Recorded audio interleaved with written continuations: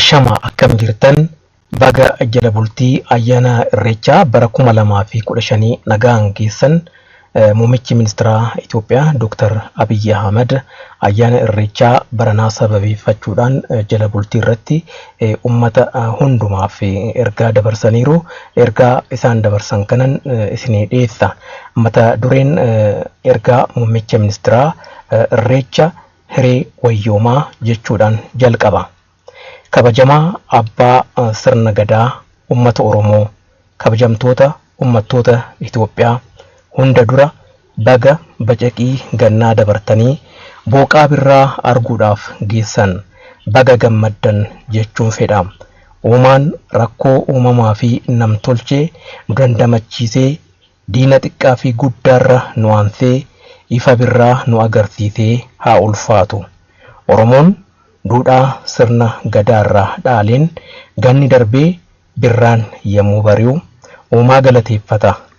Waaqa dukkana gannaa dabartitee midhaan magarsitee ooyiruu miidhagsitee barii birraa nu agarsiifteef galata jechuun yaadata. Jiidha qabatee maree hoo jechaa malkaa ba'uudhaan irreeffata.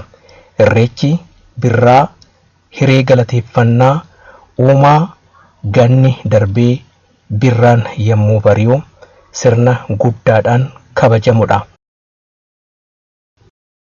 Irra deebiin ummata Oromoo fi Itoophiyaanonni hundumtuu baga geessan yommuu jedhu gammachuu guddaatu natti dhaga'ama. Irreechi hiree nagayaati.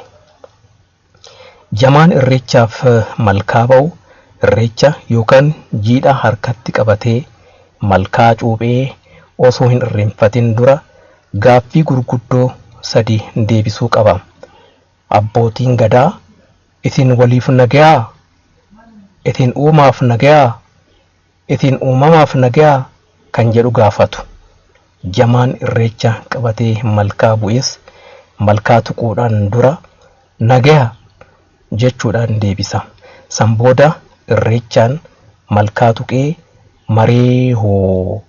maree hoo jechuudhaan uumaasaa galateeffata. Kanaafis namni irreecha beeku gadoo lagatee nagaa lallaba. Jaalalaaf tokkummaa, waltumsaa fi obbolummaa utuba. Kennaa kabajamaa uumaarraa argateef beekamtii kenna. Waloomaaf waliin jireenya uumamaa dinqisiifataa uumaasaa galata galcha. Waaqni irreecha magarsee namarraa galata argata. Namni ammoo jiidha uumaan isaaf kenne qabatee uumama dinqisiifata. Uumaa galateeffata. Namni irreeffatu waliif, ollaaf, alaaf, manaaf, biyyaa fi halaalaaf nagaa ta'uu qaba. Namni irreechaaf wayitii deemu jibba dhiisuu fi araara buusuu qaba. Irreechaa wayitii deebuus gadoo fi jibba qabaachuu, dabaa fi jal'ina yaadurraa of qusachuu qaba. Irreeffachuun gamtaan galateeffachuudha. Seerri uumaa akka hin dabne, uumaan uumamatti akka hin gaddineef waaqa kadhachuudha. Kanaafuu irreechi araara, nagaa, jaalalaa fi tokkummaadha. Santu seera, duudhaa, safuu fi kudhaammata sirna gadaati.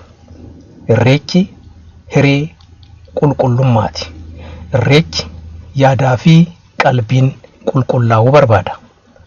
Haaloo kuusuu fi maqaa wal balleessuun faallaa duudhaa irreechaati. Jamaan irreechaaf ba'u gurraacha garaa garbaa jechuudhaan harkasaa waaqatti bal'isee kadhachuuf eebbifachuun duudhaadha. Uumaan samiif lafaa ni kabajama. Haqa dabsuun, dhugaa dhoksuun, safuu cabsuu akka ta'etti ilaalama. Seerri uumaa fi uumamaa ni barsiifama. Birraan waqtii hojiin harka uumaa itti dinqisiifatamudha. Boqonnaa dukkanaarraa gara ifaatti, gannarraa gara birraatti, corqaarraa gara bilchaataatti itti ce'anidha. Marfata uumamaa hojii harka uumaa ta'e kana mareehoo jechuudhaan kan itti dinqisiifatan ayyaanni irreechaa guyyaa ifaa fi eebbaati. Irreechi hiree obbolummaa fi tokkummaati.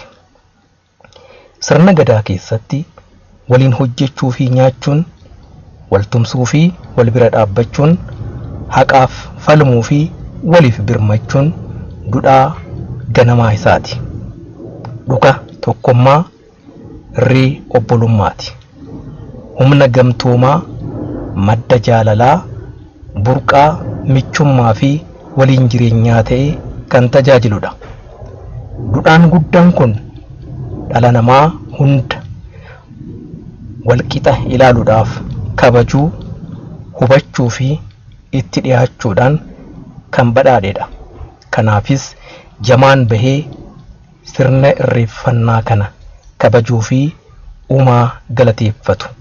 Sanyiin, saalaan, umuriin, amantaa fi ulaagaa kamiiniyyuu nama hin qoodu waan ta'eefis har'a irreechi sirna saboonni, sablammoonni fi uummattoonni biyyattii waliin bahanii kabajaa jiran ta'uu danda'eera.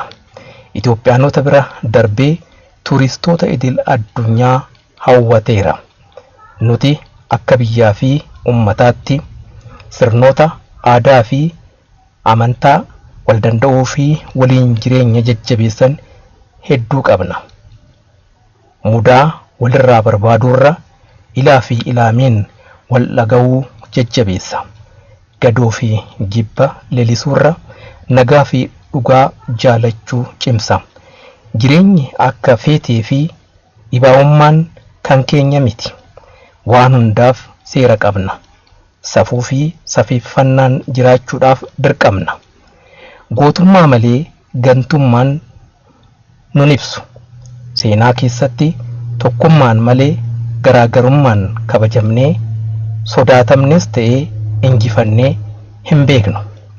Tokko taanee wayitii baanu dirree qabsoo hundarratti akka injifannu argineerra. Shira nurratti xaxamu kamiyyuu fashaleessuu akka dandeenyu qabatamaan agarsiifneerra. Muuxannoon keenya waggoottan afran darbanii kanuma ibsa.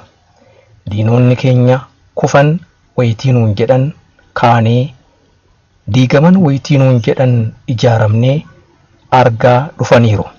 Ammas waan walabummaa fi birmadummaa keenya qoran hedduutu jira. Isaan hundumtuu nu gufachiisuu hin danda'an. Haqa qabna. Dhugaarra dhaabbannee falmanna. Uumaanis nu waliin jira. Kanaafuu humna lafarraa kamiifiyyuu hin jilbiinfannu. Diina keenya isa guddaa kan ta'e hiyyummaa injifachuudhaaf hojjechuutu nurra jiraata. Aadaa hojii keenya fooyyessuun dirree misoomaa hundarratti bobbaanee injifachuuf xiiqa'uu qabna.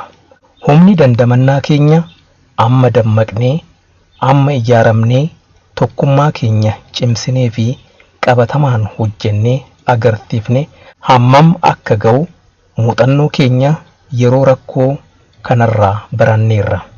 Sirna guddaa akka ayyaana irreechaa kana akka meeshaa tokkummaa keenya cimsuutti qabannee kiyyoo fagoo fi dhiyoo imala badhaadhinaa keenya irratti aggaamame hundumaa ciruudhaan kaayyoo fi mul'ata qabanne milkeessuudhaaf akka hojjennu waamicha kun dabarsa.